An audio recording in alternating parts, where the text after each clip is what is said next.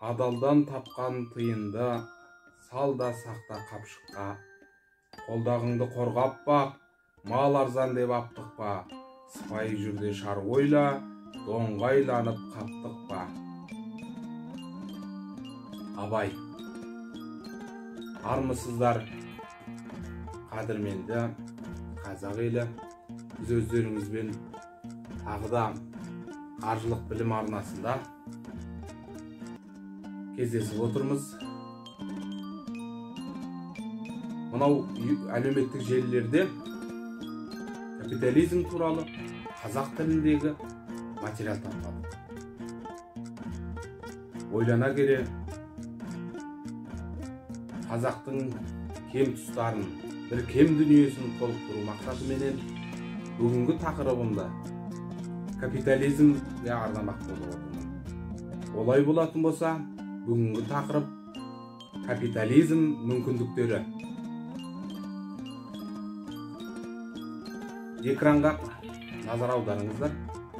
Капитализм дегеніміз не? Анықтамасын оқып алыңыздар. Және де келесі, капитализмнің авторы кім?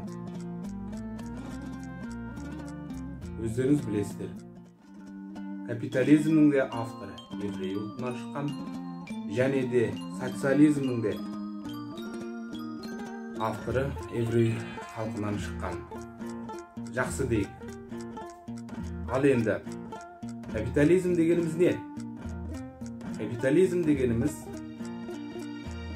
еркін нарыққа негізделген, өндіріс орындары менен жеке меншікке негізделген жүйе. Біздің қазақ елі де осы капиталистік жүйеде өмір сүреміз. Өздеріңіз білесіздер, 91 жылы тәуелсіздік алғаннан кейін жоспарды экономикадан елбасымыз Нұрсұлтан Әбішұлы Назарбаев ойлана келе, зерттей келе, ол кісі капиталистік жүйеге, нарықтық жүйеге өту керек екенін түсінді. Біз елбасына алғыс айта отырып, бүгінгі сабағымызды одан ары жалғастырамыз. Өздеріңіз білесіздер, елбасының қосымша мамандығы экономист. Ол кісі елдің, жердің тағдыры үшін осы мамандықты қосымша игеруге мәжбүр болды. Капиталистік жүйеде мемлекеттің негізгі функцияларының бірі жеке меншікке кепілдік беру болып табылады. Бұндай кепілдік біздің ата заңымызда берілген. Конституция бойынша әр азамат жеке меншік ұстауға құқылы. Енді қараңыздар, бізде осы жерде тарихқа үңілетін болсақ, біз қазақ елі Ресей құрамында болдық. Біздің қазақ елі осы 300 жылдың соңғы 70 жылында большевиктердің, коммунистердің үлкен зардабын тарттық. Осы зардапты әкелуші мына социалистік жүйенің құрушыларының көшбасшысы болған Ленин, оны бәріміз білеміз. Біз қазіргі біздің тарихшылар ашып отыр. Патша өкіметін құлату кезінде Ленинге қаржы керек болған. Тағы да төңкерістердің өзіне қаржы керек. Біздің елде де қандай бір төңкерісті ұйымдастырғысы келіп жүргендердің қаржы керек. Көрдіңіздер ме? Ал төңкеріс жақсы емес. Ал Ленин қаржыны қайықтан алды. Ленин Парвус деген алаяқ арқылы мол көлемде қаржы алып, ол патша өкіметін құлатуға кедейлерді пайдаланды. Кедейлерді қалай пайдаланды? Себебі қай дәуірде де, қай заманда да байларға қарағанда кедей таптың көп болатындығы белгілі.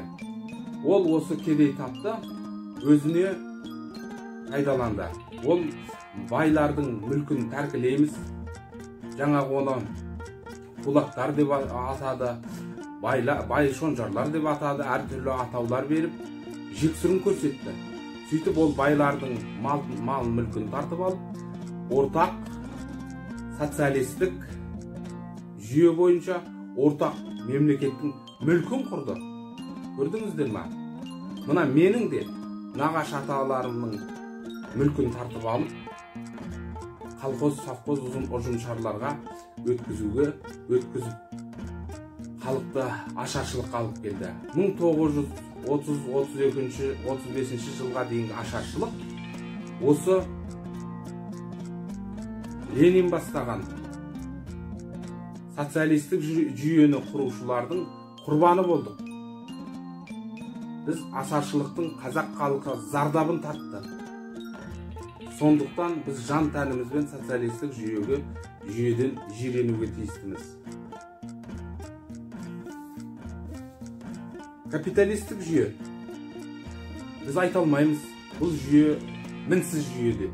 Бірақ осы жүйеде құндылықтар бар.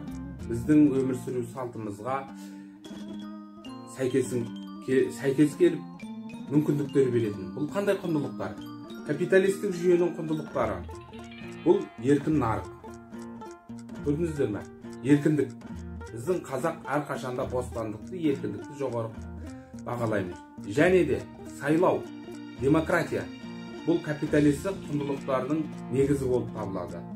Бұл да біздің халық билігін аңсап отырған ата-бабаларымыздың тәуелсіздіктің игілігін көруге бізге демократия керек. Ал енді біз бағанағы социалистік жүйенің қазақ халқына келтірген біз зардаптарын айтып өттік. Енді капитализм және социализм туралы сөз қозғап өтейік. Социалистік жүйеде өндірістер мемлекеттің меншігінде болады. Ол меншікті тартып алады, болмаса ол меншікті олар қандай да бір амалменен иеленіп, халықтың ортақ қазынасы деген амалменен иеленеді. Ұжымдық меншік. Бұның біздің қазақ айтады. Ортақ өгізің болғанша, оңаша бұзауың болсын деп қойған қазақ. Ол ортақ нәрсенің болмайтынын біз көрдік. 91 жылға дейінгі келген үлкен ортақ коммунистік жүйенің социализмнің ортақ мүлкі нарықтық жүйеге өткен кезінде ол барлығы жекенің қолына өтті. Әрине, кемшіліктер болады. Көш жүре түзеледі. Мүмкін мұны біздің ауылдардың қирауы, қалалардағы өндіріс орындарының жеке қолға өтуін сынаушылар бар. Ол дұрыс та. Ал бірақтан да сіздер дұрыс түсініңіздер. Оның түп негізі иелену жолының өзі адал емес екенін сіздер түсініңіздер. Ұжымшарлардағы, колхоз, совхоздардағы барлық мүлік ол жеке қарапайым азаматтардың, дәулетті азаматтардың көз жасына жиналған мүлік болып табылатын. Ал соғылған өндіріс орындары қан мен тер арқылы келді. Ол физиократияның жемісі. Ал енді сіздер қарап отырсаңыздар, осы жерде Гитлер. Ол Гитлерді фашистік социализмді қолдады. Ол осы арқылы геноцид жасауына мүмкіндік алды. Сондықтан социалист болудан жирену қажет. Эгалитаризм. Эгалитаризм дегеніміз не? Эгалитаризм бұл қоғамда барлық үшін саясатта, экономикада, құқықтық салада тең мүмкіндіктер жасауға болатын теория. Тең мүмкіндіктер. Ал енді мен оны мойындамаймын. Себебі бұл теория бойынша тең болу дейді. Тең болу деген нәрсе бұл кей жағдайда келе алмайды. Адам құқы тең десе, онымен келісуге болады. Ал енді теңесу, бұл қаржы мәселесінде теңесу болмайды. Бір жарлы адамға сіз $1 миллион берсеңіз,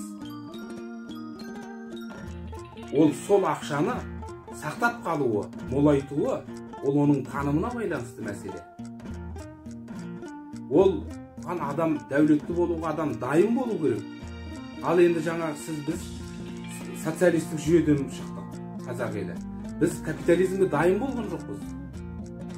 Біз көш жүре сөйледі деп, мінекей жаңа капиталистік тапты қалыптастыруға, орта тапты, дәулетті тапты қалыптастыруға біз келе жатырмыз. Әрине оған да уақыт пен тыныштық қажет.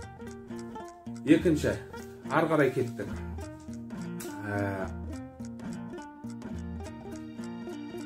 Кейбіреулер қоғамда капитализмді, баяғы социализм, коммунистер, жаңағы содан келе жатқан тәрбиеленген социализмді